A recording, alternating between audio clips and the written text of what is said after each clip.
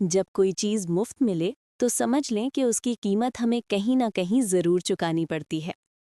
Nobel इनाम याफ्ता अमन 1984 Desmond टूटो ने एक बार कहा था, जब ईसाई मिशनरी अफ्रीका आए तो उनके पास बाइबल थी और हमारे पास ज़मीन।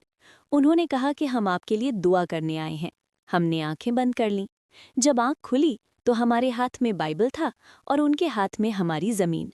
बिल्कुल इसी तरह जब सोशल नेटवर्किंग साइंस आई तो उनके पास फेसबुक और व्हाट्सएप थे और हमारे पास आज़ादी और राजदारी। उन्होंने कहा ये सब मुफ्त है। हमने आंखें बंद कर लीं और जब आंख खुली तो हमारे पास फेसबुक और व्हाट्सएप थे और उनके पास हमारी आज़ादी, हमारी राजदारी और हमारी ज़ाती मालूमात।